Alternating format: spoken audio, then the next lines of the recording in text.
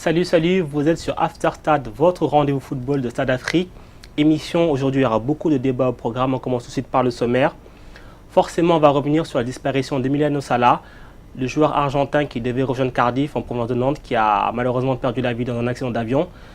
Un décès quand même qui nous ramène à l'essence même de ce qu'est le football, ce qu'est l'humain, et pourquoi est-ce que des fois certains font passer le business aussi avant l'humain, parce qu'on va revenir sur les conditions de ce voyage qui malheureusement est devenu funeste. Ensuite, on va s'attaquer à la FIFA, du moins, on va prendre la direction de la FIFA pour voir qui veut la peau de Fatma Samoura, la secrétaire générale. La secrétaire générale qui est épinglée dans un rapport d'un proche de Gianni Infantino qui met en lumière son incompétence et son manque de professionnalisme. En tout cas, ce sont les mots qui sont avancés.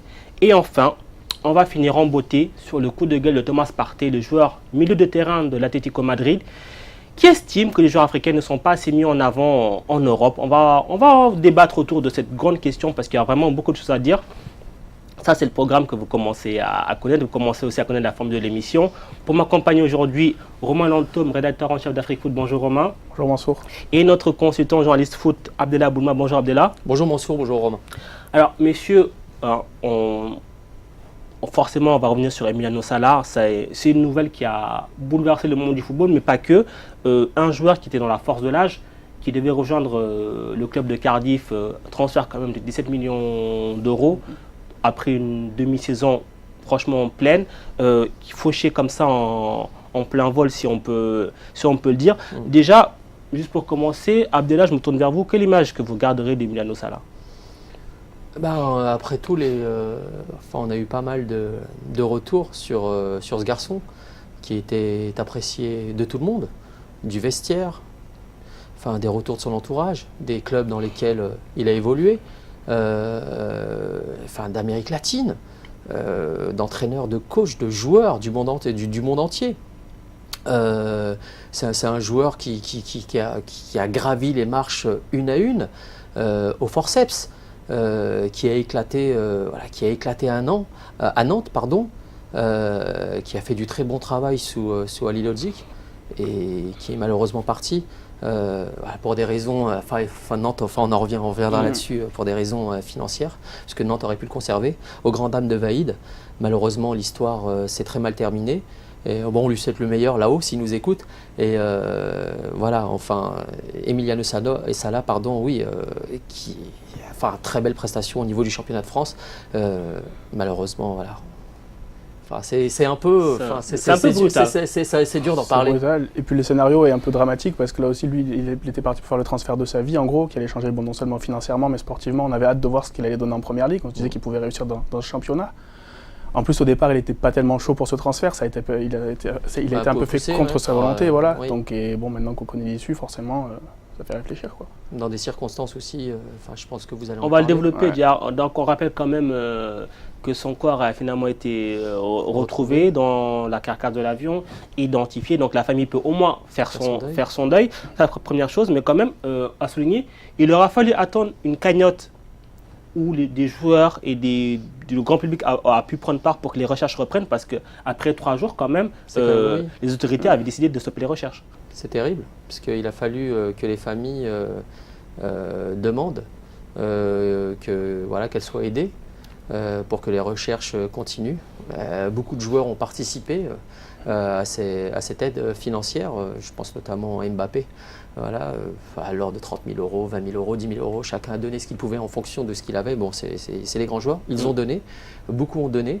Ils avaient récolté, il me semble, une somme de 250, 300 000 euros, je ne me souviens plus du montant, mais ça a quand même permis, parce que les recherches avaient été abandonnées, ça arrive souvent, au bout de 15 jours, de retrouver la carcasse de l'avion enfouie à 67 mètres de profondeur. On n'a pas retrouvé le corps du pilote, parce qu'il faut notamment penser aussi à la famille du pilote, parce que le pilote n'a pas été retrouvé. Et Emiliano Sala a été retrouvé dans les profondeurs 15 jours après. Il a fallu 2 jours pour identifier le corps. Et,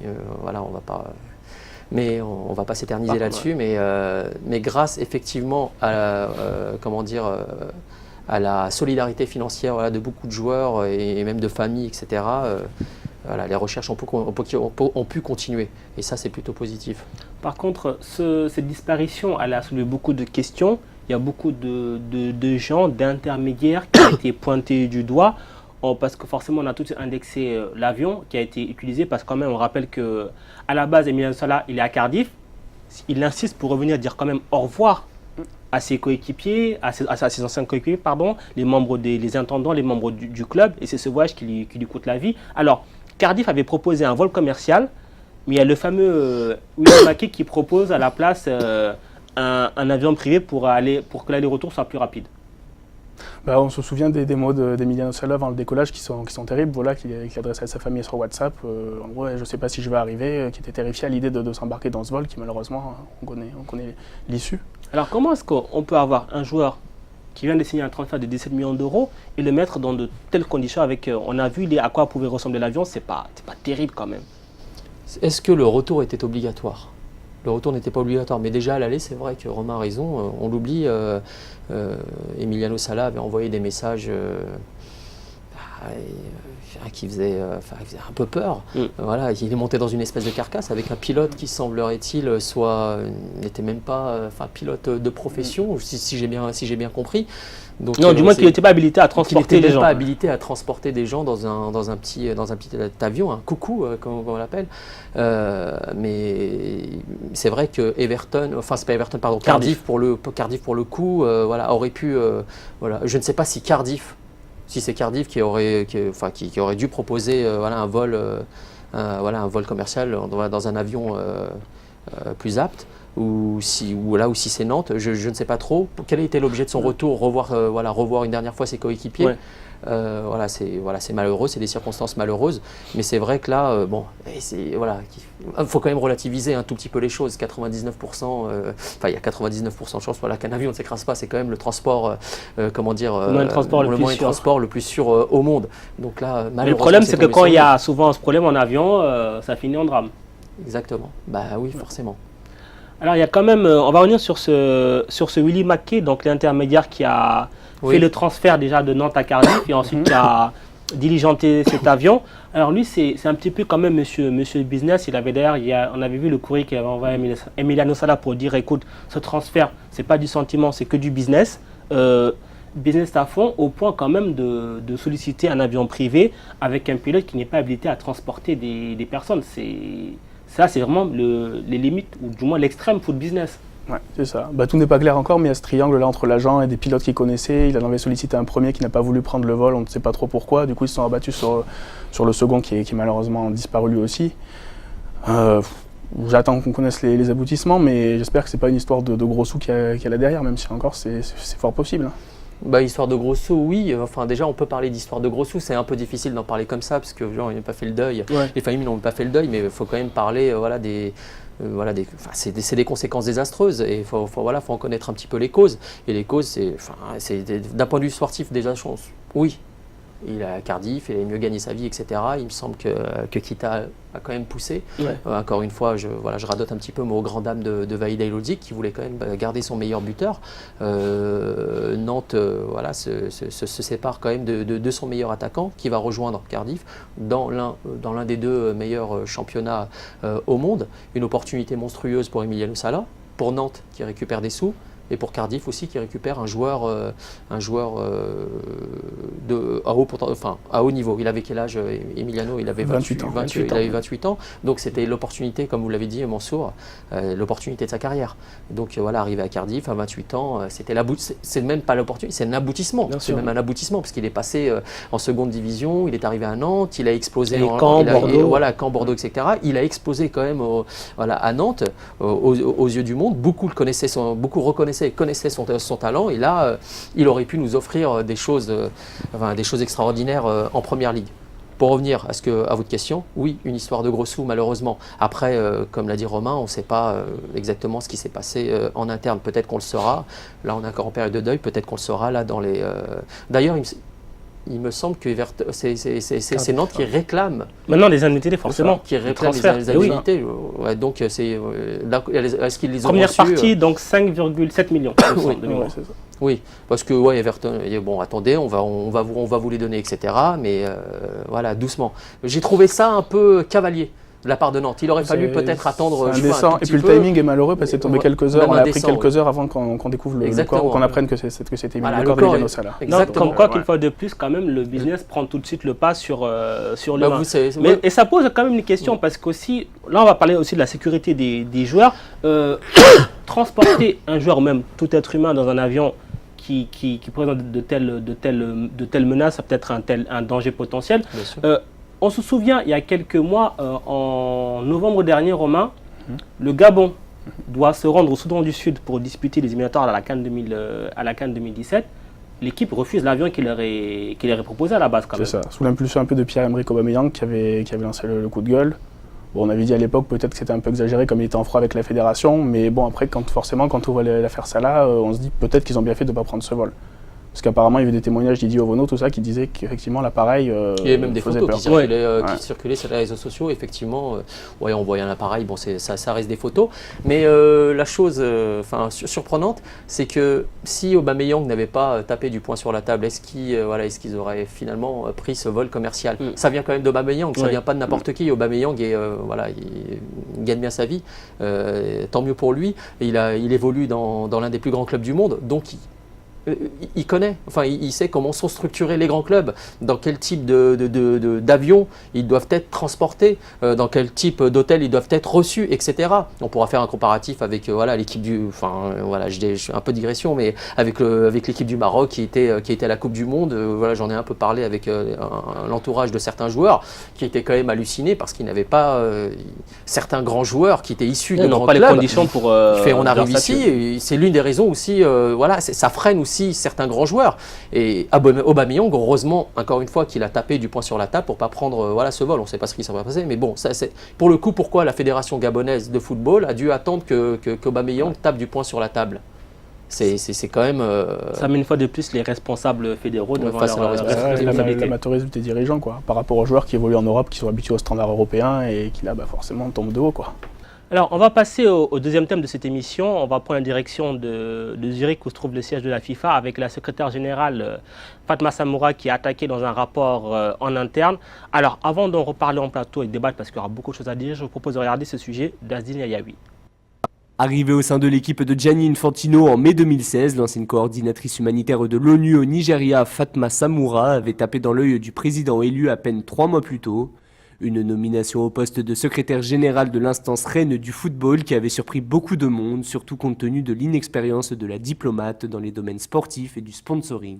À l'aise aussi bien en français qu'en anglais, en espagnol ou encore en wolof, la native du Sénégal était alors devenue la première femme à occuper ce poste, succédant au français Jérôme Valk, démis de ses fonctions et suspendu 12 ans pour son implication dans le scandale de corruption au sein de l'instance.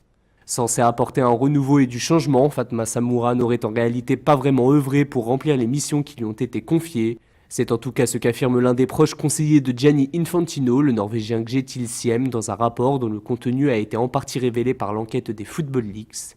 Parmi les éléments reprochés à la secrétaire générale, entre autres son incompétence et des erreurs dans la gestion des affaires de la FIFA. Des accusations que le Norvégien soutient en expliquant que plusieurs personnalités du monde du football, associations et vice-présidents de fédérations se plaignent de plus en plus du travail effectué par Fatma Samoura. Ajoutez à ce rapport les mots d'un ex-cadre de la FIFA qui a récemment déclaré qu'il ne serait pas surpris qu'Infantino veuille se débarrasser de sa secrétaire générale dont il ne serait plus tellement satisfait, et vous comprendrez que les heures de celle qui devrait être remplacée par l'Écossais Alasdair Bell au poste de numéro 2 de la FIFA semblent bel et bien compter.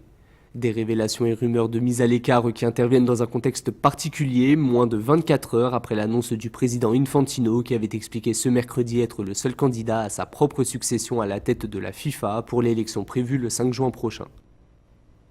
Alors, qui veut la peau de Fatma Samba Diouf Samoura? Alors, voilà ce rapport du Norvégien Kjetil Siem qui enfonce la secrétaire générale de la FIFA. Rapport qui a été dévoilé par les Football Leaks. Près de 50 collaborateurs de la secrétaire générale se plaignent de certaines de ses attitudes, de son travail aussi. Abdellah, je me tourne vers vous parce que forcément vous avez travaillé à la FIFA. Est-ce que c'est quelque chose qui vous surprend? Non, pas du tout. Je ne sais pas, j'ai pas lu les documents des Footleaks à ce sujet. Moi, je voulais faire juste un focus sur cette dame qui est quand même la première, qui a été considérée comme la première femme, la femme la plus puissante au monde en termes dans le milieu du football, dans le milieu du sport, etc. Elle a quand même un parcours relativement atypique. Ce qu'il faut savoir au sujet de la FIFA, c'est que nombreux sont ceux qui travaillent à la FIFA qui sont des anciens diplomates. Beaucoup d'entre eux. Qui n'ont pas travaillé dans le sport parce qu'aujourd'hui on lui tape un petit peu dessus en affirmant qu'elle ne connaissait pas, on l'a recrutée. Alors focus sur cette femme qui a quand même baigné dans le foot, qui connaissait même plus jeune des grandes stars de foot, qui a évolué, qui a grandi avec ça, qui a un parcours scolaire relativement correct par rapport aux exigences d'un poste aussi important. Ça c'est un tout petit peu le bémol, mais malgré tout, à l'âge de 21 ans, même très jeune, elle a rejoint les plus grandes organisations internationales comme le PNUD, etc. Elle a écumé énormément de pays dans le monde, que ce soit en Asie, en Afrique, etc.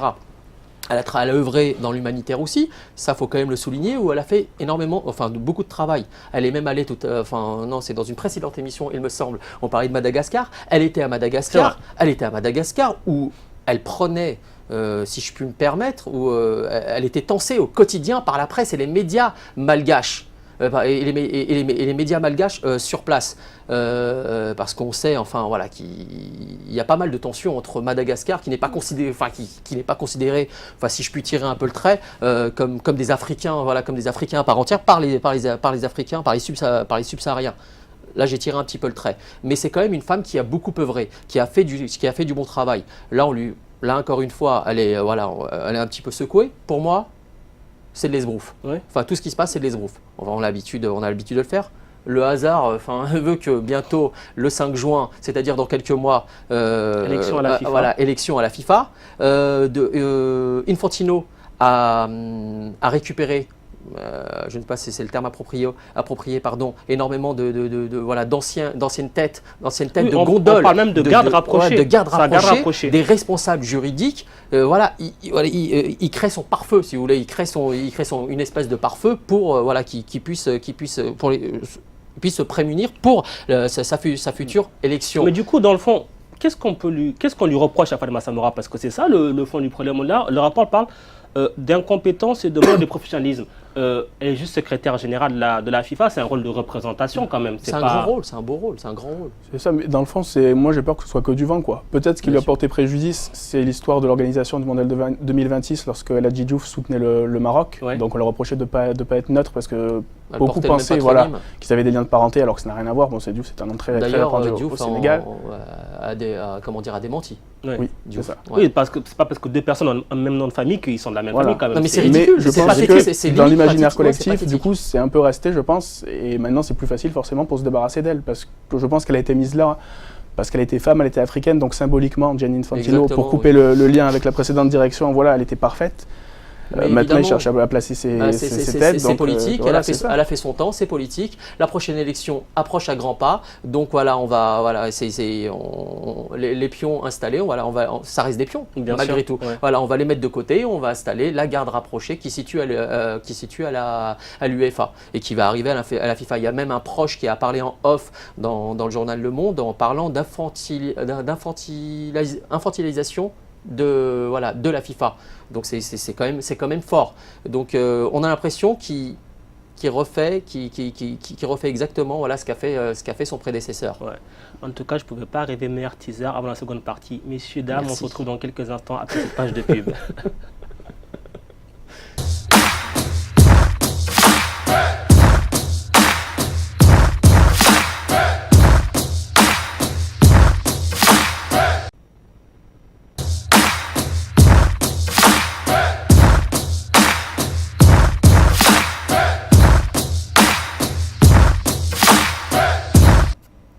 After Stade, deuxième partie, toujours accompagné de Romain Lantom d'Afrique Foot et Abdellah Boulma. On était en train de voir pourquoi est-ce que ce rapport est sorti comme ça, qui en veut à Fatma Samoura. Et juste avant la pause, Romain, vous avez dit quelque chose d'intéressant, c'est que peut-être on lui reproche d'être une femme quelque part, dans un milieu machiste. Aussi. Mais dans ce cas-là, est-ce que c'est pas un peu facile parce que tout ça on le savait au départ, donc Ouais. de l'avoir mis là justement pour le symbole, et puis maintenant dire ah ben non, vous ne convenez pas, vous n'avez pas le profil, bon, c'est la lancer au casse-pipe quoi. Parce que revenons quand même au moment de son... Et si je peux me permettre Oui, allez. Un truc. Ouais. Et ce que dit Romain, effectivement, là vous avez parlé de, voilà, on est dans un milieu machiste, le football féminin, etc. Et, elle a donné une interview, il me semble, là, dernièrement, elle était en France, Exactement. où elle a parlé un petit peu, c'est pas ce que vous vouliez évoquer. Non, non, mais quand D'accord. même, c'est vrai qu'elle a parlé de la Elle a parlé- répartition et là, des, et là, je des fais, gains. et là, je fais Ouais. un lien par rapport à ce que dit, mon collègue. Elle a parlé de football, que le football féminin n'était pas suffisamment financé. Ouais. Mais c'est quand même troublant qu'elle parle de ça alors qu'elle travaille pour la FIFA. Donc elle a quand même un droit comme un devoir de réserve par rapport à ça. Elle a quand même émis une critique. Elle a quand même émis une critique dans les médias français au sujet du développement du football. J'y ai travaillé, je sais ce que c'est. Du développement du football féminin dans le monde. Et je peux vous le certifier. On avance, on donne. La FIFA donne énormément, comment dire, de moyens pour le développement du football féminin dans le monde, que ce soit en Afrique, que ce soit en Asie, surtout en Afrique et en Asie, bien évidemment. Mais il a du mal à décoller. Pourquoi ? On ne sait pas. Peut-être qu'on est encore dans un milieu. Elles ne remplissent pas les stades. Il est difficile.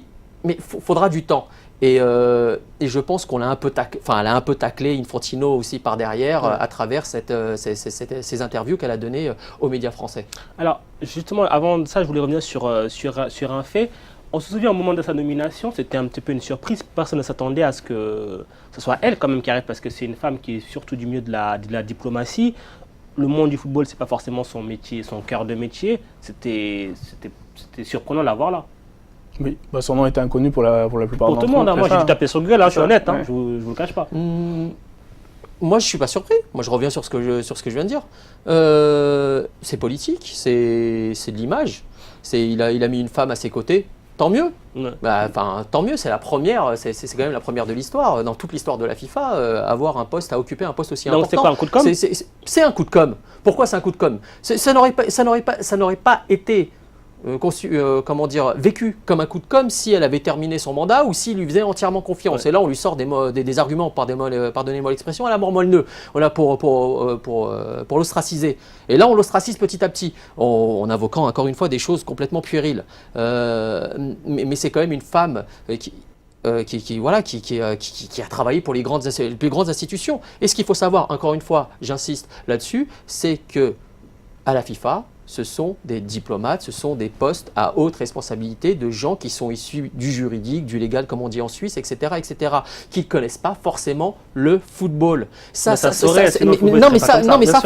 vraiment que les gens se le mettent en tête. La plupart des pontes de la FIFA, que ce soit à la FIFA ou que ce soit à l'UEFA, ne sont pas issus de milieu sportif. Je vous donne un exemple.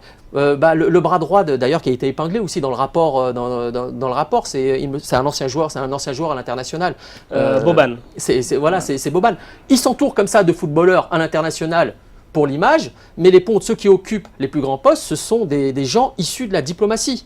Donc ce ne sont pas des vrais connaisseurs de football. Ouais. Et ça pullule à la FIFA forcément. Et à l'UEFA. Alors, on va revenir quand même un petit peu sur Fatma Samoura. Alors, au moment de sa nomination, certains disaient que oui, c'est un cadeau rendu à la CAF pour avoir voté Infantino. Est-ce qu'il y avait de ça? Est-ce qu'on peut voir comme ça? Il y avait sans doute aussi un peu de ça aussi. C'est pour ça que cette femme avait tous les avantages, en gros, pour la nouvelle direction. Donc, on comprend qu'elle a été propulsée là. Et maintenant que elle a permis en gros d'améliorer légèrement l'image de la FIFA, on n'a plus besoin d'elle. Donc, merci pour tout. Au revoir.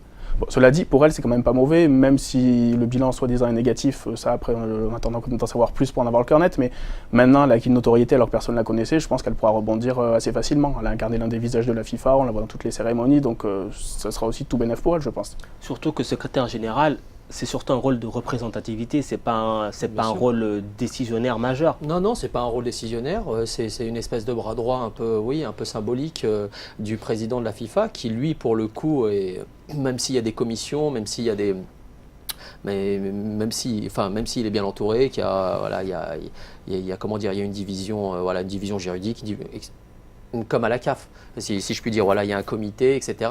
C'est quand même Infantino, voilà, c'est quand même Infantino qui impulse les décisions. Ouais. Là, en l'occurrence, elle, pour le coup, voilà, elle avait plutôt un rôle symbolique, Ouais. effectivement.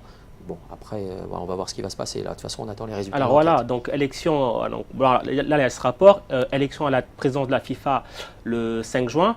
Et ensuite, qu'est-ce qui va se passer pour Fatma Samoura? Elle sera encore là le 5 juin ou peut-être elle va partir avant ou on la fera partir après cette élection? On ne sait pas, ouais. Moi, je pense que ça va traîner jusqu'à l'élection quand même. Ouais. Après, Et- quand même compliqué de s'avancer? Ouais, compliqué de s'avancer parce qu'on est juste avant l'élection. Est-ce qu'il veut écorner son image? On ne le sait pas. On sait qu'il a fait la tournée des Ducs en Afrique, 211 fédérations qu'il a fallu arroser. Pardonnez-moi l'expression, mais c'est le On terme. rappelle quand même qu'en Afrique, c'est quasiment un quart quand même des voix C'est quand même lors énorme. de l'élection. Ouais. C'est quand même, on a vécu sa tournée, Ouais. voilà, à grand faste, etc., reçu par les présidents de chaque nation africaine. Donc, c'est vrai qu'il y a une espèce de, comment dire, de retour sur investissement. En fait, voilà, on lui a permis, les fédérations, la plupart des fédérations africaines ont permis à Infantino d'être élu à la FIFA, et aujourd'hui, il rend un tout petit peu l'appareil. Mais cette pauvre dame, voilà, tout le respect que je lui dois, est très compétente. J'ose espérer qu'elle restera jusqu'au bout. Et comme l'a dit très justement Romain tout à l'heure, de toute manière, elle rebondira, c'est un fait. Ouais. Alors messieurs, on passe troisième et dernier thème de cette émission. Déjà? Il va faire parler, ça passe vite. Vous parlez beaucoup, Abdellah, c'est pour ça. Non, par contre, on va juste. C'est le coup de gueule de Thomas Partey. Thomas Partey, milieu de terrain de l'Atlético Madrid, qui dit quand même ceci, c'est très simple et c'est court. Les joueurs africains en Europe manquent de reconnaissance. C'est pas rien quand même. C'est un débat que souvent on a du mal à faire aimer, à faire entendre. Mais on entend de plus en plus souvent quand même cette phrase-là. Quand même. Ouais, il y avait Pierre-Emerick Aubameyang il y a quelques mois qui a aussi poussé un coup de gueule dans ce sens-là.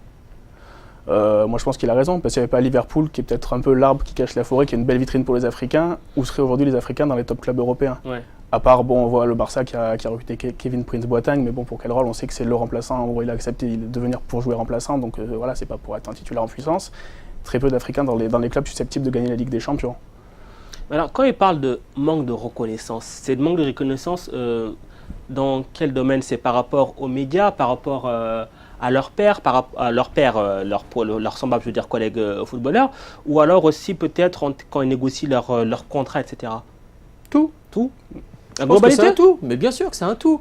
Et on parle systématiquement de ce sujet concernant les footballeurs africains qui ne sont pas reconnus à leur juste valeur, alors que voilà, l'histoire nous témoigne totalement du contraire.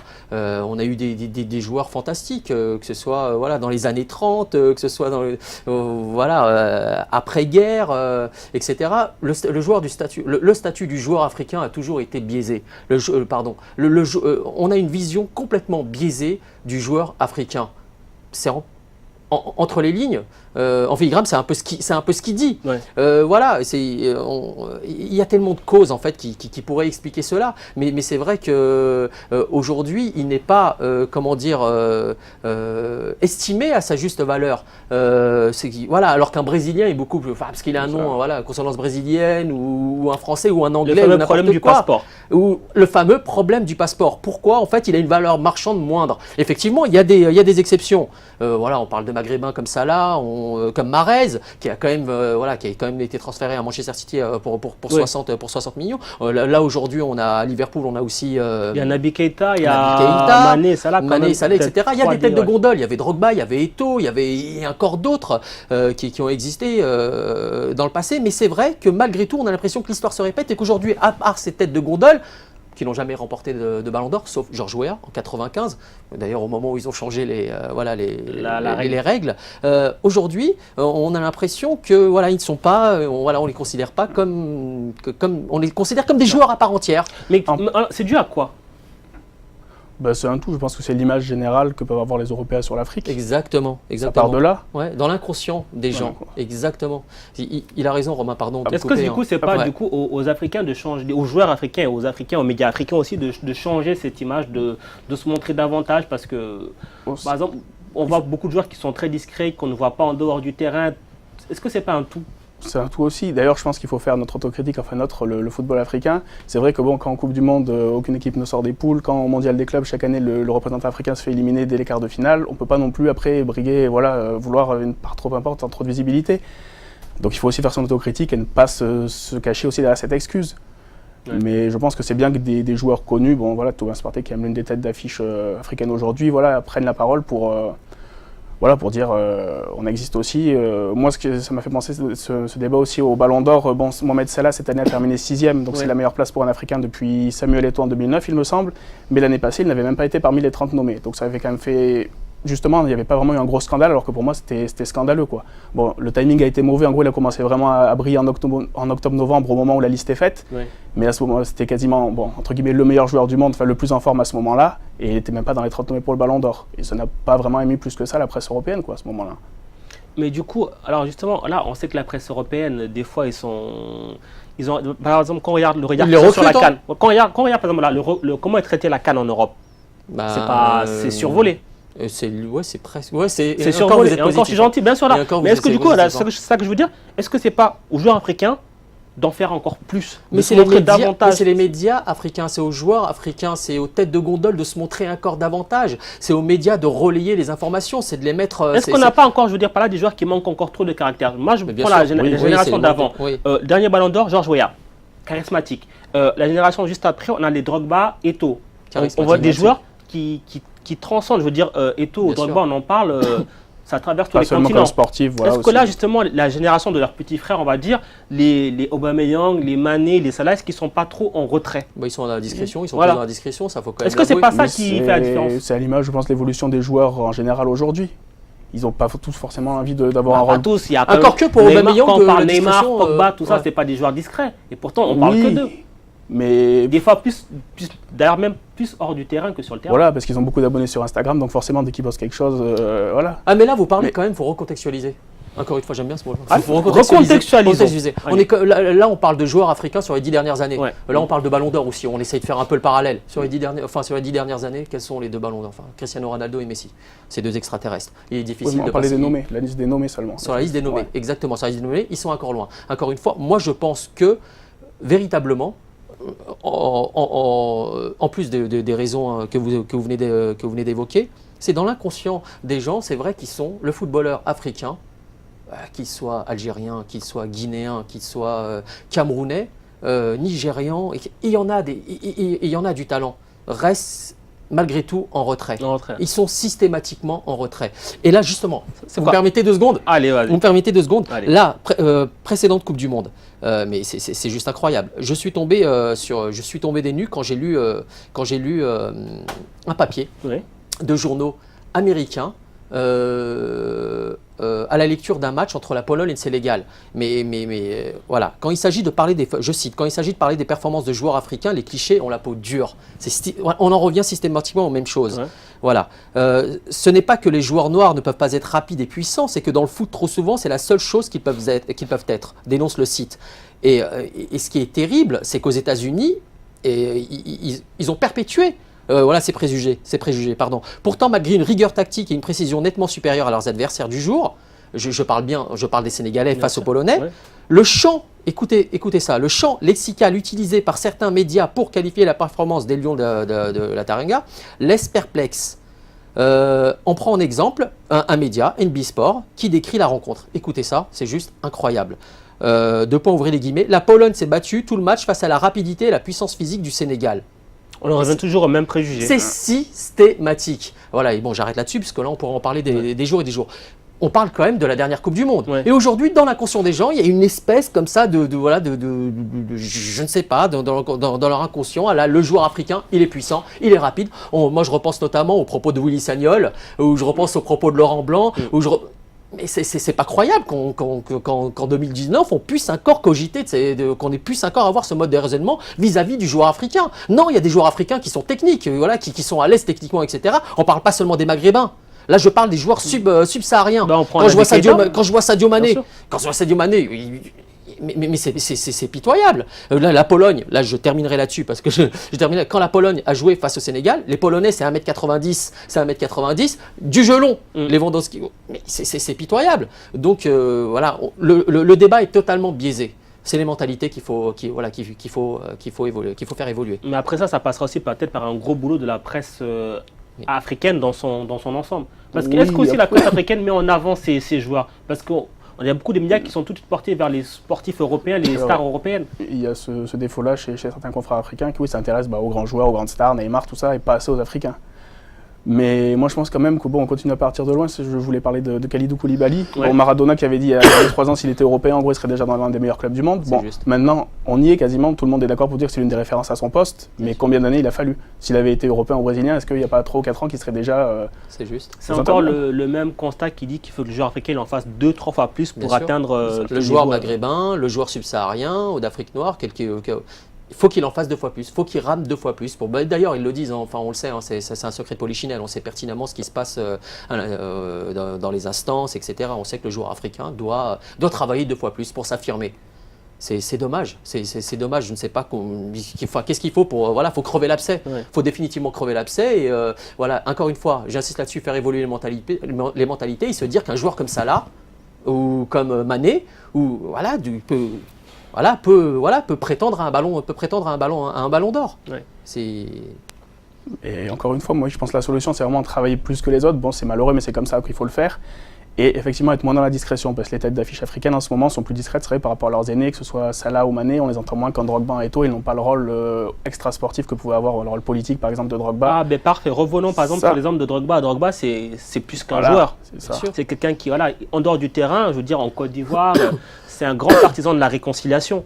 Est-ce qu'aussi, je prends l'exemple de Salah, on sait que l'Égypte c'est un pays, il y a encore des soucis. Est-ce qu'à un moment donné, ces gens-là ne doivent pas être des porte-voix et dépasser le cadre de leur champ d'expression? Oui, on a vu ce qui s'est passé. Voilà, pour Salah, on l'avait évoqué ici même. Le problème, c'est qu'en Afrique, sur le continent africain, on utilise ces têtes de gondole, on les utilise, ça devient des instruments. C'est comme des, comment on appelle ça, c'est comme un levier diplomatique, un levier social. C'est ça là ce qui est passé avec Sisi.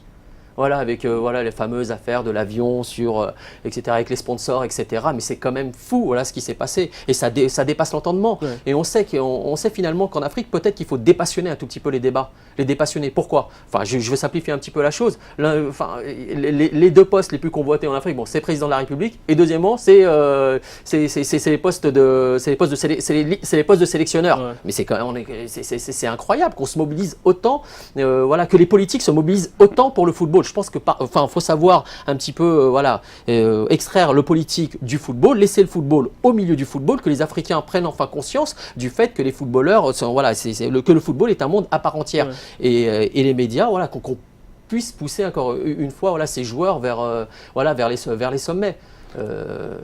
Je crois. Après, moi, je pense que sans forcément être dans le domaine politique, rien que le coup de gueule que Thomas Partey a poussé, imaginons que ça aurait été Mohamed Salah ou Sadio Mané qui l'aurait poussé, il aurait eu beaucoup plus de résonance. Bien sûr. Parce que Thomas Partey, dans le monde anglophone, il est connu, dans le monde francophone, moyennement.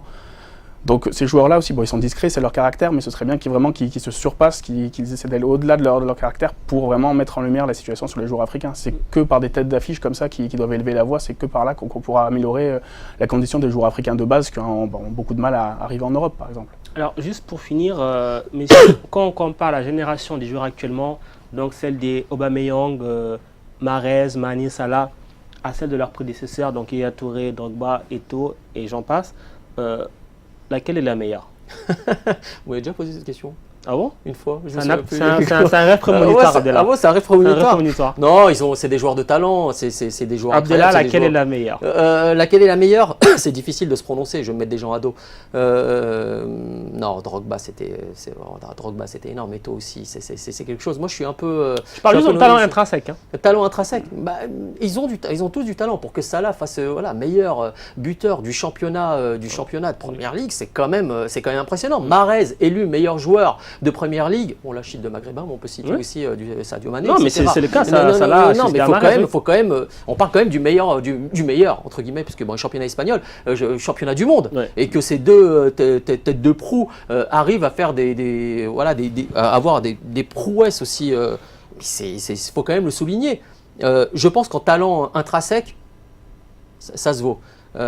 C'est équivalent. Mais moi, je suis un peu plus nostalgique. Peut-être que je suis un peu plus vieux. Moi, je suis plus. Moi, je vous rejoins aussi sur ce point de vue. Bon, après, ils sont encore jeunes. Salah Mané, ils peuvent encore gravir des échelons. Pourquoi pas dépasser Drogba et Eto'o. Actuellement, je les trouve un peu en dessous. Surtout que Salah a un petit peu plus de mal cette saison, relativement. Mais je trouve qu'on a quand même plus de très bons joueurs africains, comme des Naby Keïta, tout ça, ils ne sont pas encore au niveau de Salah Mané, mais dans des grands clubs européens, on voit quand même de plus en plus de joueurs africains.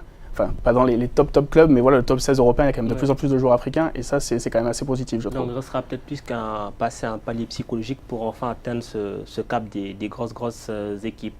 Messieurs, merci en tout cas pour votre participation. Malheureusement, le temps qui nous est imparti est terminé. Nous, on se retrouve forcément lundi prochain, même lieu, même heure. D'ici là, portez-vous bien. Ciao, ciao.